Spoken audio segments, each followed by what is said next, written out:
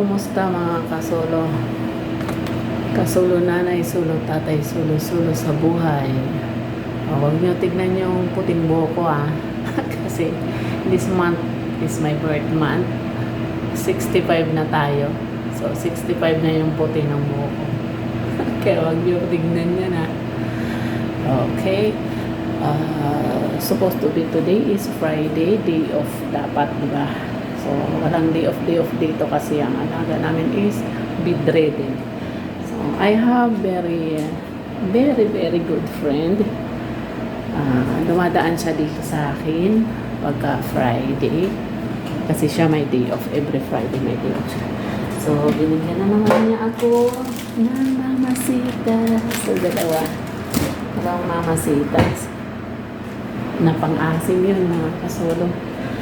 And she gave me, thank you so much. Thank you. Binigyan mo na naman ako pera. Ang bili ko doon ng pansit para sa birthday ko. And magluto tayo ng sardinas. Youngstown. Liga sardines. Magkano lang ito nabili ko? 3 real. So how much? 45 pesos. Tama ba? 45 pesos na ito dyan. Okay. Ayan. Ng sangkatir ba? Pechay. Ayan ba? Handa ko muna mga kasolo. At ako'y magluluto ng sardinas with pechay. Okay? So, tamang-tama pala mga kasolo. Today is Friday.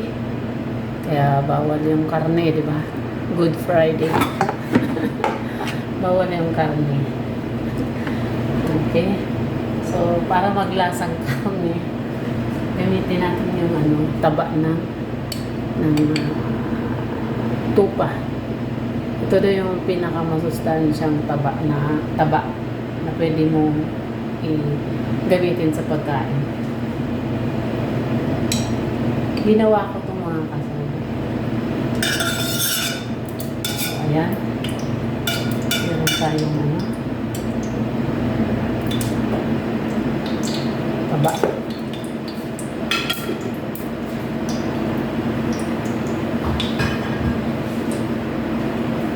Ginawa ko yun mga kasulo. Kasi ang daming taba ng karnang tupa dito. Okay? Ito. Ginagawa ko yun. See? Ito nagawa ko na to. Mantika na siya. Solid na. Pwede na yun pang gisa-gisa. Tara, mag-gisa na tayo mga kasolo. Nag-isang pichay with a lot of sardines. Okay? Ito mas masustansya, di ba? Bismillah.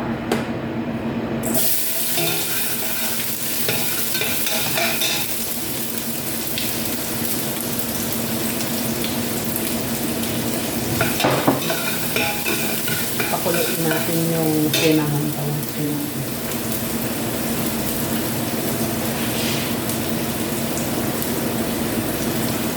Pakulo ako sinamon kasi para umakyat mga anak ng lola. Gagalit pa ngayon mga kasolo. Yan, bisa na tayo. Bisa.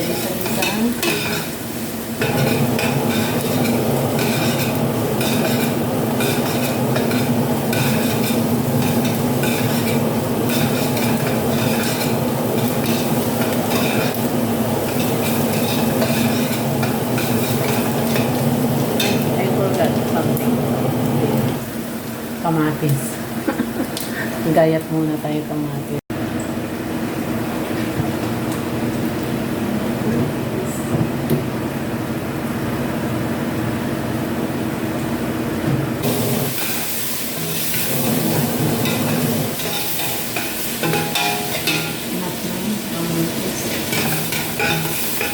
Yung kamatis ito matamis mga kapatid. Tama na itong kamatis.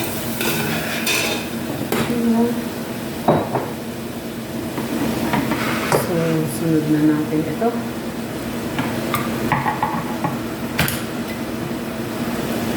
Sardines.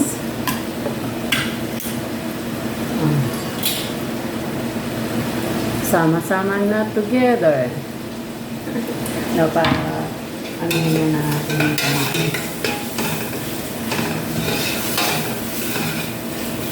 Sa pagluluto mga kasulo, dapat ang paminta daw ay huli na. Hindi dapat na boboil ng gusto. Kung gusto mo makuha ang sustansya ng paminta.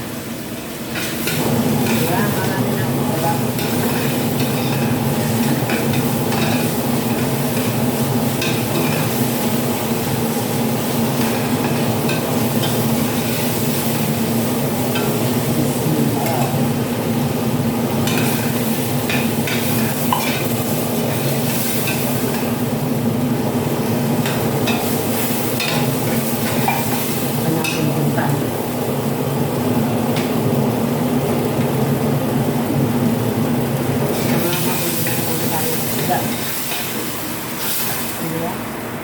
Unahin natin ito.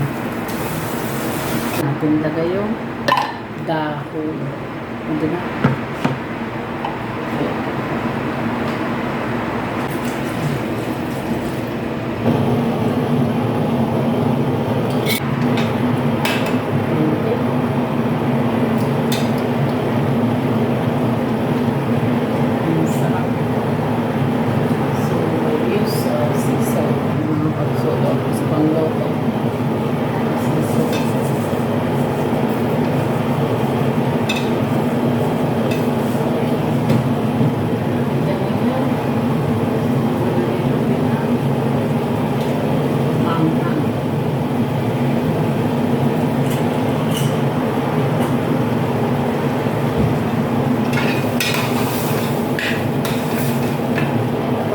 Kayo ng pechay mga kasulahan.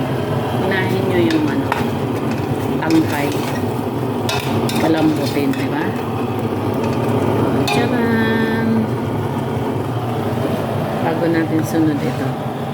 Yung mga dahon-dahon.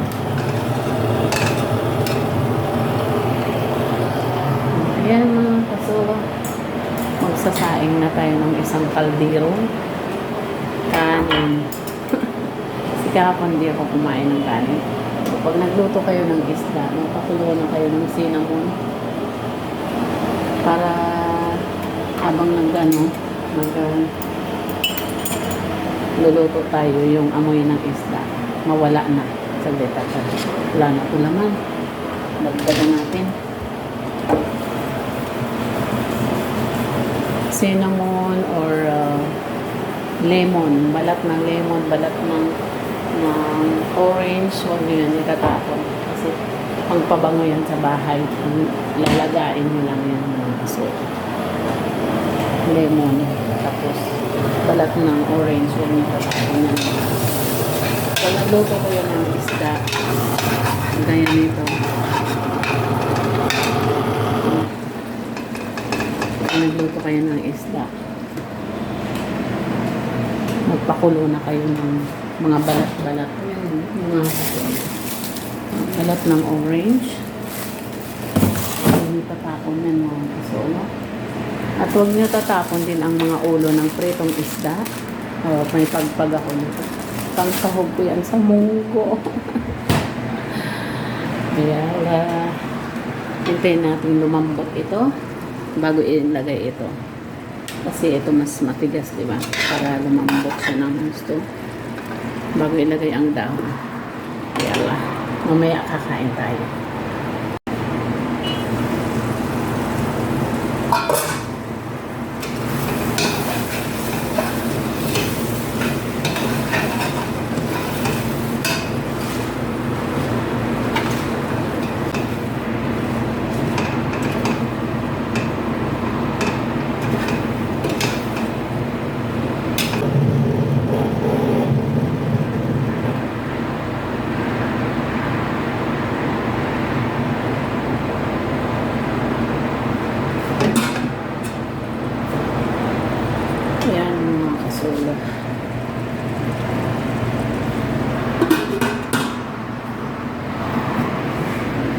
Nagluluto na ako ng isang kalderang kanin.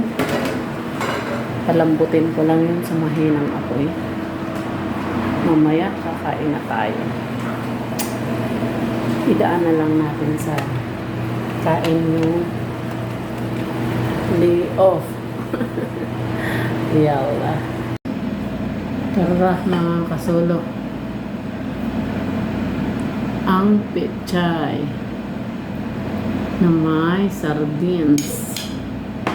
Tara, kain tayo mga kasolo. Idaan na lang natin sa kain ng day off. Idaan natin sa kain ang day off ko. Nagkulay ako ng buko. Okay? Yalla. Salamat Ama sa biyayang ito. Magbigay nawa kalakasan at kalusugan Ama sa aming katawan Lord. Maraming salamat o Lord at dalangin ko rin po Ama sa mga oras na ito. Nawa lahat ng pagkainan ay may makakain ang bawat Pilipino Lord o bawat tao Ama. Maraming salamat sa pangalan ng Jesus. Amen. Friday. Today is Good Friday. Okay? Tara, kain muna tayo mga kasolo para paggising ng lola ko ay pagkatapos mahanda ko yung almusal niya at gigising ko na siya dahil may mga gamot na kailangan inumin. Yalla, take care everyone. Please subscribe my YouTube channel, Solo Parent Vlogs. Solo lang. Please subscribe my YouTube channel. Maraming salamat po.